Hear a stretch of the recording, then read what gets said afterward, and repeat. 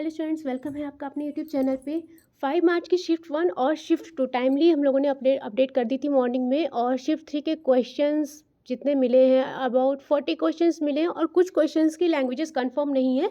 हमने आपको topics mention कर दिए हैं, तो अगर कोई बच्चा ऐसा है जिसने एग्ज़ाम दिया है तो आप वेरीफाई कर दीजिएगा एक बार क्वेश्चंस, ठीक है। देखो, जो पहला क्वेश्चन मिला था वो था भारतीय संविधान की 8वीं अनुसूची किससे संबंधित थी। 8वीं अनुसूची है जो है हमारे पास, उसको हमारी लैंग्वेजेस यानी कि भाषाओं से संबंधित है। टोटल भाषाएं कितनी हैं, एक एग्जाम में आपकी टोटल नंबर ऑफ लैंग्वेजेस पूछी गई थी। What is the total number of languages in Indian constitution, वहाँ पे आपका आंसर था 22। पहले कितनी थी, मूल रूप से जो भाषाएं थी वो 14 थी। इसके बाद आपका संविधान संशोधन हुआ, उसके बाद आपकी 8 भाषाएं और ऐड ऑन की गई, जिसके बाद आपकी टोटल कितनी हो गई 22। तो मान्यता प्राप्त जो भाषाएं हैं वो हो जाएंगी आपकी 22। क्लियर। नेक्स्ट क्वेश्चन हमारे पास है यहाँ पर मुझे इस तरह का क्वेश्चन मिला है कि रिलेशन पूछा गया था पॉवर्टी और अनएम्प्लॉयमेंट में, गरीबी और बेरोजगारी में। क्वेश्चन तो था बट एक्चुअल क्वेश्चन क्या था वो पता नहीं, ठीक है। तो यहाँ पर एक बार क्वेश्चन को कंफर्म करना, चाहे अगर कोई बच्चा ऐसा जिसने एग्जाम दिया तो कंफर्म करना कि यहाँ पर ऑप्शन आपको क्या मिला था। कोई रिलेशन दिया था या कोई स्टेटमेंट दिया था, मुझे कुछ भी कंफर्म नहीं है इस बारे में, बट ये टॉपिक था, इस तरह का कुछ आया है तो एक बार इसको चेक कर लेना। एक आपसे नेक्स्ट क्वेश्चन बना है, नरेंद्र मोदी 2024 में तीसरी बार पीएम पद की शपथ ली थी, तो डेट पूछी गई थी कि कब ली थी। 9 जून 2024 में उन्होंने तीसरे कार्यकाल के रूप में शपथ ली थी। शपथ दिलाई किसने थी, तो प्रधानमंत्री को शपथ कौन दिलाते हैं, राष्ट्रपति द्रौपदी मुर्मू जी ने दिलाई थी। क्लियर, इससे ज़्यादा क्वेश्चन इसमें नहीं बनेगा। नेक्स्ट है हमारे पास 1857 का विद्रोह। 1857 से क्वेश्चंस 2 से 3 क्वेश्चंस का रेशियो मान के चलो, तो 1857 वाला टॉपिक मैंने पहले भी टेलीग्राम पे भी आपको अपडेट कर दिया था कि रेडी करना ही करना है ना। तो वहाँ पर आपको रेडी करना है, कम से कम क्वेश्चन आपको हर एक शिफ्ट में मिल रहे हैं, ठीक है। पीछे बैकग्राउंड म्यूजिक आ रहा होगा थोड़ा, है ना, तो रूरल एरियाज में हर तरह का साउंड आपको मिलेगा, चिड़िया का भी मिलेगा, तो इसलिए उसको इग्नोर करना। देखो, सबसे ज़्यादा विद्रोही जो भारत के थे वो थे अवध के, जो हमारा 1857 का विद्रोह हुआ था। क्यों हुआ था हमने आपको बताया था, आपके धार्मिक कारण भी थे, राजनीतिक भी थे। इसके अलावा सैनिकों ने विद्रोह किया था क्योंकि उनको जो कारतूस प्रोवाइड किए गए थे वो चर्बी के थे। तो मंगल पांडे जी ने इसका विरोध किया था, ऊपरी अधिकारियों पर उन्होंने गोलीबारी कर दी थी। इस तरह से बाद में उनको पनिशमेंट भी मिली थी। तो यहाँ पर एक ज़्यादातर मेनली आपको इसी का मिल जाता है कि सैन्य विद्रोह हुआ था 1857 का। चलो, तो जो ये विद्रोह हुआ था, सबसे ज़्यादा सैनिक विद्रोही जिनको बोला गया इकट्ठा हुए थे, वो अलग अलग जगह से हुए थे। विद्रोह आपका दिल्ली से भी हुआ था, कानपुर, लखनऊ, झांसी, ग्वालियर, अलग अलग नेताओं ने इसका नेतृत्व किया था। हमने आपको वो भी बोल के बताया था, क्योंकि थोड़ा प्रॉब्लम थी तो हम आपको लिखवा नहीं पाए थे। इसके अलावा ये भी ऐड ऑन किया था कि किस ब्रिटिश अधिकारी ने उस विद्रोह को दबाया था। तो यहाँ पर जो सबसे ज़्यादा विद्रोही थे वो आपके अवध से इंक्लूड हुए थे, अवध ही ऑप्शन में मिला था। क्लियर। अगर कुछ भी डाउट लगे तो क्वेश्चन वीडियो के नीचे कमेंट बॉक्स में अपना क्वेश्चन नंबर डाल के ज़रूर से ज़रूर फ्रेम कर देना। नेक्स्ट आपका भारत में अंतर राज्य परिषद की स्थापना पूछी गई थी, कब हुई थी, 28 मई 1990 को हुई थी। डायरेक्ट डेट फॉर्मेशन पूछी गई थी, किसकी सिफारिश पर की गई थी या किसके आदेश पर, तो यहाँ पर अपनी लैंग्वेज में लिख लेना, क्योंकि मेरे पास जो अभी डिवाइस है वो है फ़ोन, और फ़ोन में उतना अच्छे से लिख नहीं पा रही हूँ जैसे कि आपने पहले वीडियो में देखा है। तो राष्ट्रपति के द्वारा की गई थी। और एक पॉइंट और नोट डाउन करो कि जो इसका आदेश हुआ था इस परिषद की स्थापना करने का, वो सरकारिया आयोग की सिफारिश पर किया गया था। ये पॉइंट नोट डाउन करने वाला है कि सरकारिया आयोग की सिफारिश पर किस परिषद का गठन हुआ था, तो आपका अंतर्राज्य परिषद का गठन हुआ था, ठीक है।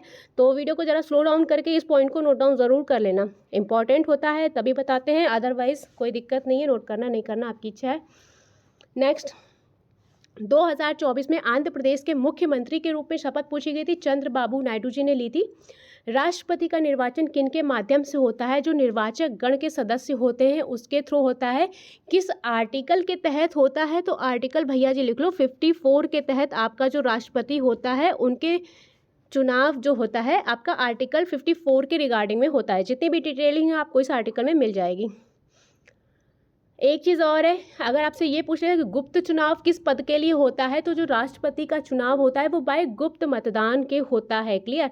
तो इस क्वेश्चन को भी नोट डाउन कर लेना। नेक्स्ट क्वेश्चन आपका जीडीपी से पूछा गया था कि वित्त वर्ष के लिए 2024-25 में कितना रहने का अनुमान है। 6.3 से 6.8 के बीच में रहना था, बट द थिंग इज आपको शायद ऑप्शन में 6.4 मिला गया। देखो 6.3 से लेके 6.8 की भी आपको कुछ भी मिलता है, 6.4, 5, 6, 7, तो आपको टिक करना है। जो मुझे पता चला वो 6.4 है, हो सकता है आपको 6.5 दिया हो, अगर दिया होगा तो कोई एक नंबर दिया होगा इनके बीच का। डाउट लगे तो फिर से बताना। किस राज्य में विधानसभा की सीटों की संख्या सबसे कम है, ये क्वेश्चन रिपीट हुआ है, सिक्किम में सबसे ज़्यादा कम है। नेक्स्ट क्वेश्चन है मैंग्रोव वन किस राज्य में पाया जाता है, पश्चिम बंगाल में पाया जाता है। इसके अलावा ये वन आपके अंडमान निकोबार में पाए जाते हैं। तमिलनाडु हो गया अपना, आंध्र प्रदेश हो गया, but the option is I think West Bengal, है ना। चलो, यूपी के किस विषय की पढ़ाई के लिए छात्रों के लिए छात्रवृत्ति योजना शुरू की गई थी। भाई संस्कृत विषय के लिए शुरू की गई थी, किसके द्वारा शुरू की गई थी, नोट डाउन करो, सीएम योगी आदित्यनाथ के द्वारा, बाय सीएम। और इस टाइम सीएम कौन थे, योगी आदित्यनाथ जी, ठीक है। कब ये काशी दौरे पर गए थे, कहाँ, संपूर्णानंद संस्कृत विश्वविद्यालय में, जहाँ पर इन्होंने संस्कृत विषय के लिए एक स्कॉलरशिप योजना को शुरुआत की थी, सही है। चलो नेक्स्ट, एक आपका क्वेश्चन इन्फ्लेशन रेट से मिला है। अभी मुझे इन्फ्लेशन रेट का ईयर नहीं गिवन है। What is the inflation rate of year 2024-25 पूछा था या 2023-24 पूछा था, तो यहाँ पर मुझे कंफर्म नहीं, इसलिए मैंने मेंशन नहीं किया आपका आंसर। एक बार ये कंफर्म करो, year is what is the given year in the question, ठीक है। नेक्स्ट, पौधे सूर्य का प्रकाश किस वर्णक के जरिए ग्रहण करते हैं। देखो क्लोरोफिल के द्वारा हमारा जो फोटोसिंथेसिस प्रोसेस होता है वो तो आपका क्लोरोफिल के द्वारा होता है ना। क्लोरोफिल आपको डिटो ऑप्शन में मिला होगा, इसको एक और नाम से जाना जाता है फोटोसिंथेटिक पिगमेंट। आपको जो ऑप्शन मिला होगा मेरे ख्याल से क्लोरोफिल मिला होगा या क्लोरोफिल ए करके मिला होगा, इन दोनों में से कोई एक ऑप्शन मिला होगा, ठीक है। अगर इसके बारे में कोई कंफर्म करना चाहे तो कमेंट करना। नेक्स्ट क्वेश्चन पे चलते हैं। 2024 तक इंडिया के पास कितना सोना था। देखो 2024 तक का पूछा था, 876 टन इंडिया के पास गोल्ड था। इसमें अलग अलग था कि आपका कुछ बाहर था, 300 समथिंग कुछ टन बाहर था, एंड 500 समथिंग आपका आरबीआई के पास ऐसा था, ऐसा कुछ था, ठीक है। तो टोटल गोल्ड पूछा था कि इंडिया के पास 2024 तक कितना गोल्ड था, तो आपका 876 टन हो जाएगा। महाभारत का फारसी अनुवाद, ये क्वेश्चन मैंने 365 डेज की सीरीज में भी कराया था, किसके, फैजी कह सकते हैं या अबुल अल फजल बदायूनी, इनका पूरा नाम है, नाम मेंशन करो, अबुल अल फजल बदायूनी के आगे भी लगेगा, ठीक है, लंबा चौड़ा थोड़ा सा नाम है। तो इन्होंने जो बादशाह अकबर थे उनके आदेश पर किया था, और अनुवाद जब इन्होंने महाभारत का किया फारसी में, तो वो जो अनुवाद कहलाया वो आपका रज्मनामा कहलाया, ठीक है। तो ये ध्यान रखना, अगर आपसे रज्मनामा पूछ ले तो इसका मतलब है आपका महाभारत है, जिसका कि फारसी में अनुवाद किया गया, उसको अकबर के दरबार में रज्मनामा के नाम से जाना गया। सुंदरवन डेल्टा पूछा गया था, कहाँ स्थित है, ये आपका पश्चिम बंगाल में स्थित है, दक्षिणी क्षेत्र में है। और बना किससे है जरा मेंशन करो कॉपी पेन लेके। गंगा और ब्रह्मपुत्र नदियों के संगम से बना है, दोनों नदियों से। अगर आपसे क्वेश्चन बनेगा ना डेल्टा किन नदियों से बना है तो कर लोगे, गंगा और ब्रह्मपुत्र नदियों से। अब ये क्वेश्चन गलत करके आया ना तो कान ऐठने वाली बात है। कहते 365 डेज में सारे क्वेश्चन करवा चुके हूँ, ज़्यादातर करवाए। 365 में नए वाले बच्चे ऐड ऑन नहीं है, आपका एग्जाम खत्म हो जाए तो प्लीज़ 365 डेज प्लेलिस्ट पे मूव ऑन करना, क्लियर। डे 90 से अब चलेंगे, डे 90, डे 91 इस तरह से, क्योंकि जो पहले की वीडियो है मेरे ख्याल से आई थिंक डे 70 से पहले की वीडियो लगभग मैंने 1 साल पहले किया था, फिर मैंने उसको इम्प्रूवमेंट किया हुआ था। तो मैं आप लोग को रिकमेंड करूँगी कि डे 70 या 90 इस तरह से कुछ है, वहाँ से आप पढ़ना शुरू कर सकते हैं, क्योंकि वहाँ पर जो क्वेश्चन की मेंशनिंग है वो by date, year, shift and question paper कितना रिवीजन हुआ है, किस एग्ज़ाम में आया है, बाकायदा मैंने पूरा मेंशन करके आपको करवाया है।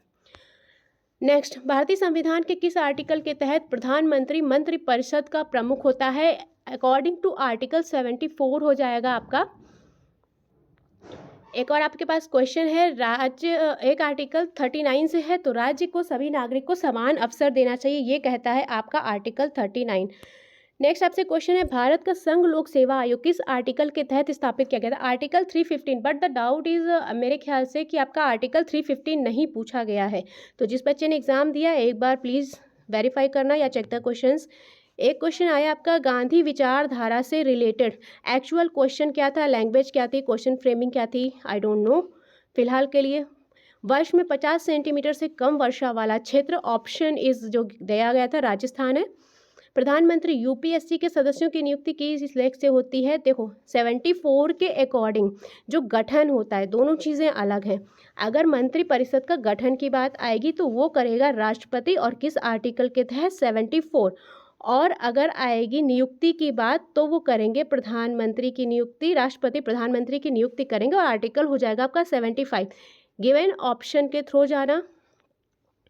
एक ये आपका समान कार्य के लिए समान वेतन, ये लाइन ध्यान रखनी है। आगे क्वेश्चन फ्रेमिंग शायद इधर की उधर है, थोड़ा सा उल्टा पुल्टा है। मेन बात ये है आपका समान कार्य के लिए समान वेतन किस आर्टिकल में है? A part of DPSP, article 39D आपको ऑप्शन में मिला था as it is, article 39D। Hindi वाले 39 घा मिला होगा लिखने में। नेक्स्ट क्वेश्चन आपसे बना है, यूपीएससी के सदस्यों की नियुक्ति किस लेख में होती है? पार्ट हो जाएगा आपका 14 यानी कि 14, और आर्टिकल हो जाएंगे उसके अंदर 315 से 323। सिंधु घाटी सभ्यता का नगर लोथल पूछा गया था, गुजरात में स्थित है, करवाया था। एक क्वेश्चन एलपीजी से रिलेटेड आया है, क्वेश्चन कंफर्म नहीं है। ग्रेट बात आया था, कल भी आया था आपका क्वेश्चन पेपर में, मोहनजोदड़ो में पाया गया था खुदाई के वक्त। एक क्वेश्चन दृष्टि 10 से आया था, ये एक आपका स्टार लाइनर ड्रोन था जो कि डीआरडीओ के द्वारा आपका बनाया गया था, अगर पढ़ा होगा तो। मानव रहित विमान था, मानव रहित ड्रोन बनाया गया था ये, उसके बारे में कोई क्वेश्चन फ्रेम हुआ था। अभी लैंग्वेज विद क्वेश्चन फ्रेम पता नहीं चला है, अगर पता चलेगा तो टेलीग्राम पे ज़रूर अपडेट कर देंगे। देखिए जितना हमने 2 तारीख से वीडियो आपको प्रोवाइड की है, थोड़ा सा डिवाइसेस नहीं है, इनको हम वापस से रिशेड्यूल करेंगे, ठीक है? तो वापस से रिशेड्यूल करेंगे तो आपको PDF with annotation written form में फिर से प्रोवाइड करेंगे। अभी तो हमने रफली आपको बता दिया है, बट कोशिश ये है कि आपको फिर से ये वीडियो प्रोवाइड करेंगे। नेक्स्ट जो आपके पास क्वेश्चन बना था, राष्ट्रपति के निर्वाचन मंडल में शामिल कौन है? तो संसद के दोनों सदन के निर्वाचित सदस्य हो जाएंगे और राज्य विधानसभाओं के निर्वाचित सदस्य दोनों। एक सोलर पावर पार्क से आया था, ओंकारेश्वर फ्लोटिंग सोलर पार्क था, जो आपका कहाँ बना है? मध्य प्रदेश के, जिला आपका हो जाएगा खांडवा। नेक्स्ट आपका बना है, भारतीय संविधान के आर्टिकल पूछा था। अच्छा ये क्वेश्चन रिपीटेशन हो गया है, ऊपर करवा दिया है मैंने। उपभोक्ता संरक्षण नियम जो था वो कब पारित किया गया था? इन 1896। एक चीज़ और इसमें नोट डाउन करो, ये पारित हुआ था 1896, जो इम्प्लीमेंट हुआ था वो हुआ था आपका 24 दिसंबर 1986। ये थी आपकी implementation date. This bill is implement on 24 December 1986। Clear? पारित आपका अलग हुआ था और बना आपका अलग था, प्रस्ताव अलग आया था। एक चीज़ और है इसमें लिखने लायक, वो लिखो, इसको प्रतिस्थापित किया गया था, रिप्लेस्ड बाय उपभोक्ता संरक्षण अधिनियम, रिप्लेस्ड बाय 2019। ये याद रखना, अपनी लैंग्वेज में नोट डाउन करो, मैं लिख नहीं पाऊंगी, मेरे पास अवेलेबल डिवाइस जो है वो फ़ोन है। तो यहाँ पर अगर आपसे क्वेश्चन बन जाए तो ये लिखना है, जो हमारा उपभोक्ता संरक्षण अधिनियम 1986 था, रिप्लेस्ड बाय उपभोक्ता संरक्षण अधिनियम 2019। क्लियर? चलो, दादा भाई नौरोजी के द्वारा लिखी हुई एक बुक पूछी थी, poverty of un British rule in India, बता चुकी हूँ 365 डेज में। डिटेल किया था, ड्रेन ऑफ वेल्थ के बारे में उन्होंने बताया था। अब यहाँ पर आपको बुक ये मिली होगी, टॉपिक है बुक का ड्रेन ऑफ वेल्थ, कोई बुक नहीं है, बुक आपकी है poverty and un British rule in India. Topic जो इसमें है वो आपका ड्रेन ऑफ वेल्थ था। क्लियर है? तो आपको ड्रेन ऑफ वेल्थ ऑप्शन में नहीं मिला होगा, बुक मिली होगी poverty and un British rule in India. अर्थव्यवस्था से पूछा गया था, वित्तीय दर 6.4%, मैंने बोला था 6.8 से लेके 6.8 के बीच जो भी मिलेगा आपका आंसर हो जाएगा। असहयोग आंदोलन में एक नेता पूछे गए थे जिन्होंने अपना योगदान दिया था, महात्मा गांधी नहीं थे ऑप्शन में, कोई और नेता दिया था, कंफर्म नहीं है इसलिए नोट डाउन नहीं किया है, नहीं तो आप चिल्लाओगे ये ऑप्शन में नहीं था। नेक्स्ट एक क्वेश्चन यूकैरियोटिक से था, क्वेश्चन कंफर्म नहीं है अभी, शायद यीस्ट या खमीर से लेके कुछ क्वेश्चन था, फर्मेंटेशन ऐसा कुछ था, हिंट दे रही हूँ। अगर कोई बच्चा है जिसने एग्ज़ाम दिया है 3rd शिफ्ट में, कंफर्म करना चाहो तो एक बार कंफर्म कर देना। यूपी के किस विषय की अच्छा क्वेश्चन रिपीट हो गया है, संस्कृत का योगी आदित्यनाथ जी के द्वारा शुरू किया गया था। एक आपसे आया था HYV से रिलेटेड आपका 2 दिन पहले भी आया था। तो ये जो किस्म है बीज, इसका प्रयोग किस में किया जाता है? जो हमारी कॉमर्शियल एग्रीकल्चर है उसमें आपका HYV बीज यूज़ होता है, ठीक है। खेती ही पूछी थी कि किस खेती में, तो आपका हो जाएगा कॉमर्शियल वाले में। कॉमर्शियल में हमें आपका जो फसलें हो जाएंगी वो आ जाएंगी, गेहूं है, चावल है, मक्का है, सोयाबीन, आलू और कपास, इस तरह की फसलें आपका HYV बीज के लिए यूज़ की गई थी। नेक्स्ट एंड लास्ट जो क्वेश्चन मिला है तो ये था, किस वर्ष ईस्ट इंडिया कंपनी को पूरी तरह समाप्त कर दिया था, भारत पर ब्रिटिश शासन का पूर्णतया अधिकार हो गया था। द एक्ट इज़ 1858, ये वाला हम आपको पढ़ा चुके हैं। क्राउन शासन ये भी आपका 1858 के तहत ख़त्म हुआ था। तो ये वीडियो में इतने क्वेश्चन मिले हैं, इतने में जिनकी लैंग्वेजेस कंफर्म नहीं थी हमने आपको टॉपिक ऐड करा दिए। अब ये वेरीफाई करना आपका काम है, जिसका एग्ज़ाम था अगर वो एज इट इज़ बता सकता है तो वेल एंड गुड, अदरवाइज़ कोई बात नहीं है। PDF टेलीग्राम पे अपलोड कर देंगे। आज का जिसका भी शिफ्ट 1 का एग्ज़ाम है कुछ देर में वीडियो अवेलेबल करा देंगे। तब तक के लिए साथ में बने रहिए।